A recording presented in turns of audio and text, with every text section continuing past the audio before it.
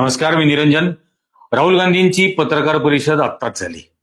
दिल्लीमध्ये इंदिरा भवन हे काँग्रेसचं जे नवीन मुख्यालय आहे, या इंदिरा भवन मधल्या प्रेस कॉन्फरन्सच्या रूममध्ये त्यांनी पुन्हा एकदा या व्होट चोरीच्या बद्दलची पत्रकार परिषद घेतली. आणि ही पत्रकार परिषद घेत असताना कर्नाटक मधल्या विधानसभा मतदारसंघ जो आहे आळंद नावाचा, त्या विधानसभा मतदारसंघातल्या एका ब्लॉकमध्ये 6,810 मतदार हे कसे वगळले गेले.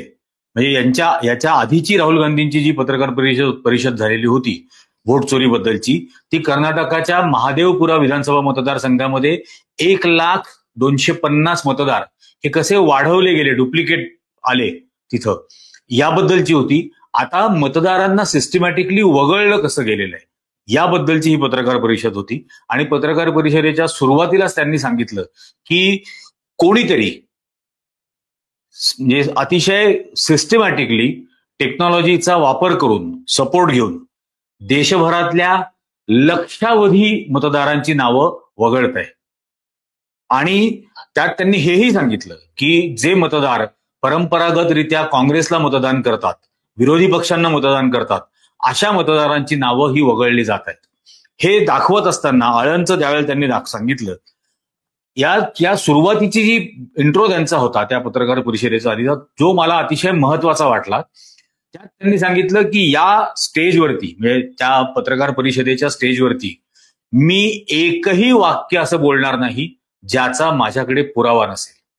त्यामुळे आता मी जे काही बोलणार आहे ते 100% अनडिनायबल, नाकारूच शकत नाही अशा पुराव्यांसह या पत्रकार परिषदेत मी बोलणार आहे, हे त्यांनी सांगितलं. त्यानंतर या आळंदमधल्या 6,018 मतदारांची नावं जी डिलीट केली गेली. आता हे साधारणतः त्यांनी सांगितलं की हे पहिल्यांदा लक्षात येत नाही, पण प्रत्येक ठिकाणी, प्रत्येक बूथला आता 6,018 मतदार, याचा अर्थ त्या पर्टिक्युलर ब्लॉकमध्ये 6 बूथ असतील, कारण एका बूथवरती साधारण 1,000-1,100च्या आसपास मतदार असतात. आता त्या बूथवरच्या एका बीएलओला, म्हणजे ज्याला बूथ लेवल ऑफिसर म्हटलं जातं, त्या बूथ लेवल ऑफिसरच्या असं लक्षात आलं की त्याच्याच काकांचं मत हे वगळलं गेलेलं आहे. आणि त्याच्याच काकांचं मत वगळलं गेल्यामुळे त्यांनी पाहिलं की ऍप्लिकेशन कोणी केलं होतं ते, कारण कुठलंही नाव वगळायचं असेल तो कोणीतरी अर्ज दाखल करायला लागतो. ऑनलाईन अर्ज आहे तो, ऑनलाईन अर्ज हा कोणीतरी दाखल करायला लागतो. म्हणून त्यांनी ते तपासलं की दाखल अर्ज करणारा कोण आहे. तर तेव्हा त्याच्या लक्षात आलं की त्याच्या काकांचा शेजारी जो आहे त्यांनीच ही मागणी केलेली आहे, हा अर्ज केलेला आहे की त्याच्या काकांचं नाव, त्या बीएलओच्या काकांचं नाव मतदार यादीतून वगळावं.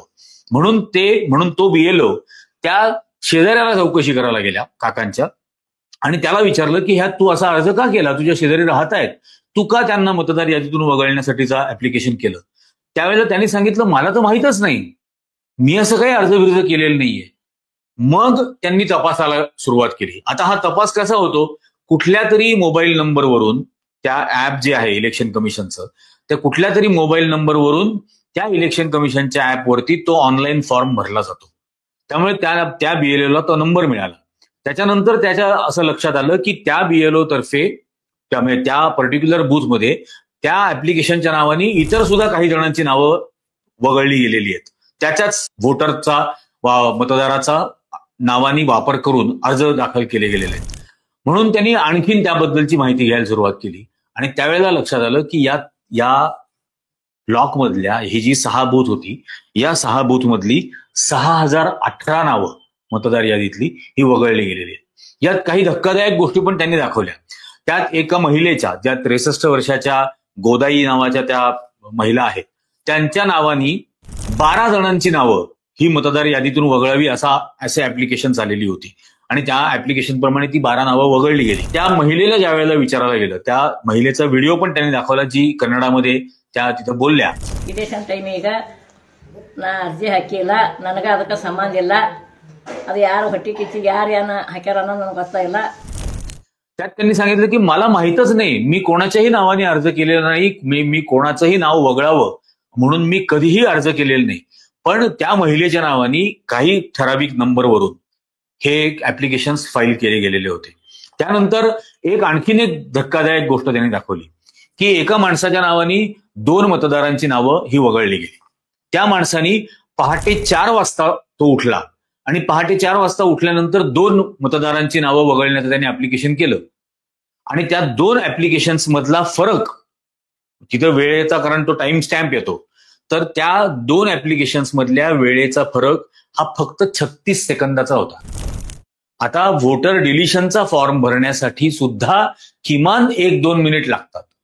तो 2 मिनिटांमध्ये तो अर्ज भरायचा, तो सबमिट करायचा, त्याचा ओटीपी येणार, हे सगळं झालं पहिल्याचं. त्यानंतर दुसरा अर्ज भरला, हे सगळं 36 सेकंदाच्या आत कसं होऊ शकतं? पण केवळ 36 सेकंदात. आणि त्यांनी गमतीने नंतर हिंदीत बोलताना सांगितलं की सकाळी 4 वाजता तो माणूस उठला आणि उठल्यानंतर तो लगेच 2 जणांची नावं मतदार यादीतून वगळण्यासाठी म्हणून ऍप्लिकेशन करायला बसला. 36 सेकंदात त्यांनी 2 ऍप्लिकेशन करून टाकली, ती 2 नावं वगळून टाकली आणि पुन्हा झोपी गेला. आता हे खूप धक्कादायक आहे. आणि अशा पद्धतीने ही जी नावं वगळली गेली, त्यात त्यांनी त्याच्यानंतर त्या पत्रकार परिषदेत राहुल गांधींनी ते नंबर्स मास्क केलेले, पहिले 5 डिजिट दाखवत आहेत, नंतरचे 5 डिजिट मास्क केले, तर ते मास्क केलेल्या डिजिट सगट त्यांनी ते मोबाईल नंबर्स दाखवले. त्यात त्यांनी पुढे हे सांगितलं की हे सगळे मोबाईल नंबर, यातला एकही मोबाईल नंबर, मतदारांची नावं वगळण्याचा अर्ज करणारे जे मोबाईल नंबर्स आहेत ते मोबाईल नंबर्स एकही कर्नाटकातला नाही. ही सगळी ते मतदारांचे मोबाईलचे नंबर्स हे कर्नाटकाच्या बाहेरचे आहेत. ते महाराष्ट्रामधून ऍप्लिकेशन्स केले गेलेले आहेत, महाराष्ट्रातल्या नंबरवरून, ते तामिळनाडूमधून केले गेलेले आहेत, ते इतर राज्यांमधून केले गेले, अगदी म्हणजे मध्यवर्ती राज्यांमधून सुद्धा अर्ज केले गेलेले आहेत कर्नाटकामधल्या मतदारांची नावं वगळावी म्हणून, आणि ते सुद्धा असे पहाटे 4 वाजता वगैरे. आता त्यानंतर त्यांनी सांगितलं ते जास्त गंभीर आहे. त्यात राहुल गांधींनी सांगितलं की याच्याबद्दलची तक्रार ही फेब्रुवारी 2023ला कंप्लेंट दाखल झाली आणि ही कंप्लेंट दाखल झाल्यानंतर त्याचं इन्व्हेस्टिगेशन सीआयडीनी सुरू केलं.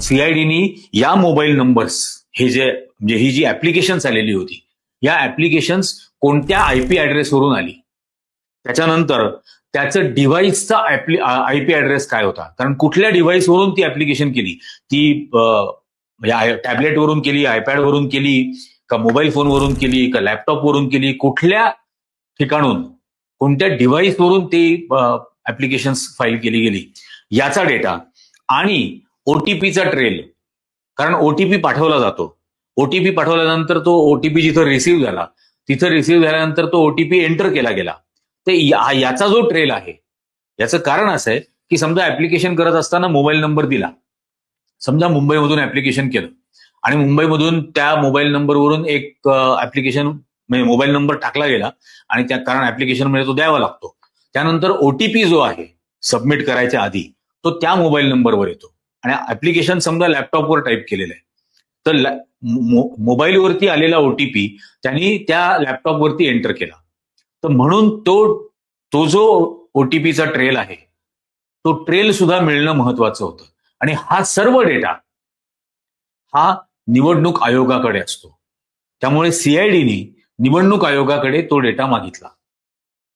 तो निवडणूक आयोगाकडे डेटा मागितल्यानंतर आज तागायत, फेब्रुवारी 2023ची तक्रार, आज तागायत तो डेटा निवडणूक आयोगाने सीआयडी डिपार्टमेंटला दिलेला नाही. हा डेटा कुठल्या खाजगी व्यक्तीने मागितलेला नाही, हा डेटा कुठल्या राजकीय पक्षाने मागितलेला नाही, हा एका राज्याच्या क्राईम इन्व्हेस्टिगेशन डिपार्टमेंटनी मागितलेला डेटा आहे. आणि हा डेटा द्यायला निवडणूक आयोग 1.5 वर्षापासून देत नाहीये किंवा नकार देते आहे. त्याच्यानंतर ऑगस्ट महिन्यामध्ये प्रत्यक्ष कर्नाटकाच्या निवडणूक आयुक्तांनी, कर्नाटक राज्याच्या निवडणूक आयुक्तांनी केंद्रीय निवडणूक आयोगाला पत्र पाठवलं, चीफ इलेक्शन कमिशनरला, आणि त्या पत्रामध्ये त्यांनी सांगितलं की हा संपूर्ण माहिती ताबडतोब देण्यात यावी, कारण हे भयंकर मोठा क्राईम आहे. एखाद्या मतदाराला त्याच्या मतदानापासून वंचित करण्यासाठी असं जर केलं जात असेल तर हा भयंकर मोठा गुन्हा आहे, जो या देशाच्या संविधानिक अधिकाराच्या विरोधातला गुन्हा आहे, जो संविधानाच्या विरोधातला गुन्हा आहे. त्यामुळे हा ताबडतोब देण्यात यावा असं चीफ इलेक्शन कमिशनर त्या ज्ञानेश कुमारला, का त्याला अज्ञानेश कुमार म्हणावं, पण या ज्ञानेश कुमारला हे पत्र कर्नाटक राज्याच्या निवडणूक आयुक्तांनी पत्र पाठवलं, तरीही ज्ञानेश कुमारने आज तागायत त्याचं उत्तर दिलेलं नाही, तो डेटा पुरवलेला नाही. याच्याच बरोबर हे सगळं सेंट्रलाइज्ड एखाद्या, आपण ज्याला बीपीओ म्हणतो, त्या बीपीओ सारख्या कंपनीमधून, इन्फ्रास्ट्रक्चर मधून, जिथं शेकडो कम्प्युटर्स लावलेले आहेत, ज्याच्यावरती शेकडो जण काम करतायत, त्यांच्याकडे प्रत्येकाकडे 10-10, 20-20 मोबाईल नंबर्स आहेत, सिम कार्ड्स आहेत, आणि ते हे सगळं करत असतात. तर हे अशा कुठल्या तरी इन्फ्रास्ट्रक्चर मधून होत आहे, याबद्दलचंही राहुल गांधींनी सांगितलं. त्यांनी सांगितलं की ऍप्लिकेशन्स करणारे जे आहेत, हे ऍप्लिकेशन्स करणारे त्या बूथवरती मतदार क्रमांक 1 असलेले आहेत. म्हणजे एका कोणत्याही बूथवरती जे 10,1100 मतदार आहेत, त्यातला कोणीतरी 1 नंबरचा मतदार असतो. तर त्या म्हणजे मतदार क्रमांक 1 वरती असलेलाच निवडला जातो दरवेळेला ऍप्लिकेशन करताना.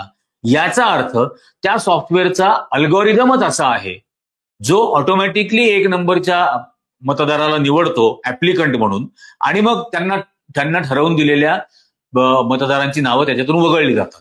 आता ही काँग्रेसचीच मतदार वगळण्यासाठी हे का केलं जातं असं ज्यावेळेला त्यांनी सांगितलं, तेव्हा त्यांनी सांगितलं, राहुल गांधींनी, की ज्या 10 बूथवरती हा प्रकार घडला, त्या 10 बूथ मधले 8 बूथ त्या आधीच्या निवडणुकीमध्ये काँग्रेसनी विजय मिळवलेला होता, 8 बूथवरती.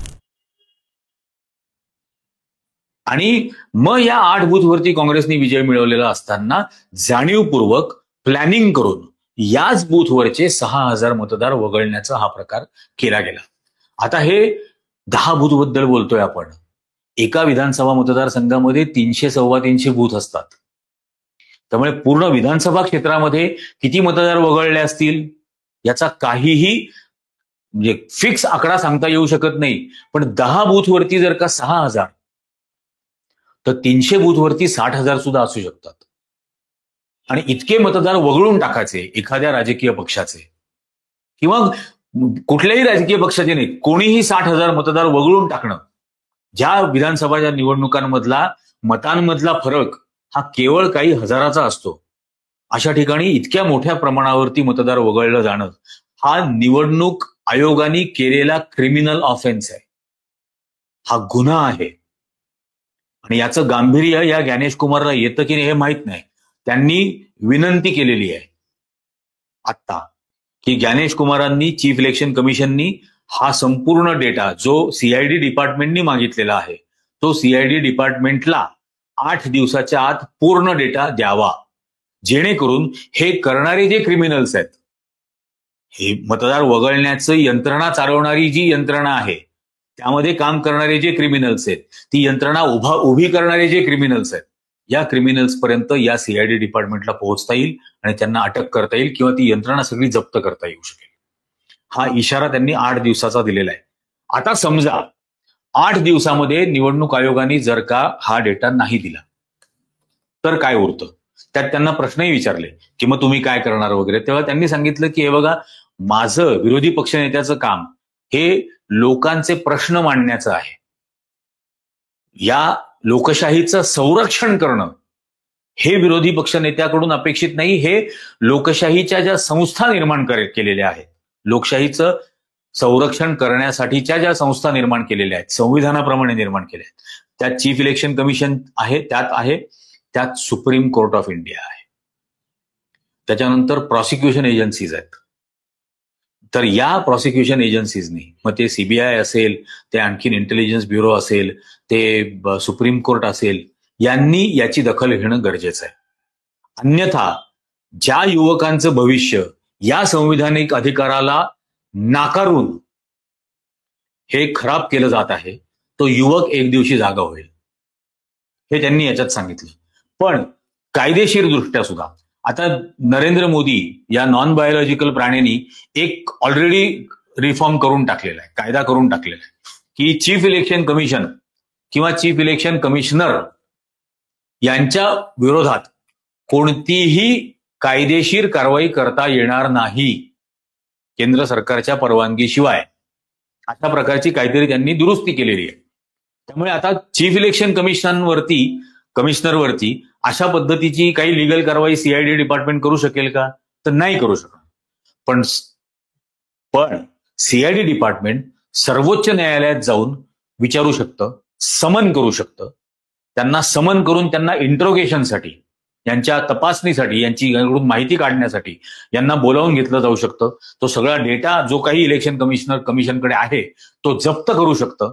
आणि चीफ इलेक्शन कमिशनरच्या हाताखाली काम करणारे जे कोण असतील, या कर्नाटकच्या निवडणुकांचे सुपरवायझर म्हणून काम करणारे, या सर्वांना तुरुंगात टाकू शकतो. आणि माझं हे मत आहे की कर्नाटकच्या सीआयडी डिपार्टमेंटनी हे केलंच पाहिजे.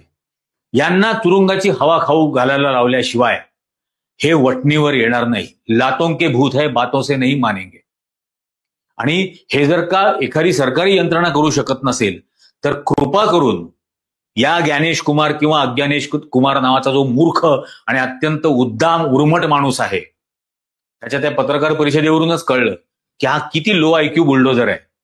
माता बहनों का डेटा साझा करना चाहिए क्या, असं तो येडं बोलत होतं त्याच्यात. तर हा मनुष्य अत्यंत मूर्ख आहे, अत्यंत उद्दाम आहे. त्याच्यामुळे त्याला माझी विनंती अशी आहे की कृपा करून संविधानिक अधिकार नागरिकांचे डावलण्याच्या प्रयत्नांना खतपाणी घालू नका. भारताचा जर का श्रीलंका, बांगलादेश आणि नेपाळ होऊ द्यायचा नसेल तर याचं कारण असं आहे की श्रीलंका, नेपाळ आणि बांगलादेश हे काही कोटी लोकसंख्येचे देश आहेत. अगदी किरकोळ, म्हणजे मुंबईपेक्षा कमी लोकसंख्या आहे नेपाळची, उत्तर प्रदेशपेक्षा कमी लोकसंख्या आहे बांगलादेशची, आणि तामिळनाडूपेक्षा कमी लोकसंख्या आहे श्रीलंकेची. या 100 कोटी 140 कोटीच्या देशातले विरोधी पक्षाच्या बाजूने असलेले 60% मतदार जर उद्या रस्त्यावरती उतरले तर याच्यातून केवढं भयंकर अराजक निर्माण होईल याची किंचितही कल्पना अजून निवडणूक आयोगाला आलेली दिसत नाही. त्याचं भान फक्त निवडणूक आयोगाने ठेवावं एवढीच त्यांना विनंती आहे. हा व्हिडिओ तुम्हाला कसा वाटला हे खाली कॉमेंट करून सांगा. याच्या विरोधामध्ये या इलेक्शन कमिशन हे जे अशा पद्धतीने निवडणुकांना भ्रष्ट करू पाहत आहे किंवा केलेलं आहे ऑलरेडी, याच्या विरोधामध्ये आवाज उठवण्यामध्ये तुम्ही साथ देणार का, हेही इथं खाली कॉमेंट करून सांगा. हा व्हिडिओ जास्तीत जास्त जणांपर्यंत पोहोचवा. जास्तीत जास्त जणांना हा व्हिडिओ लाईक करायला सांगा आणि चॅनलला सबस्क्राईब करायला पण सांगा.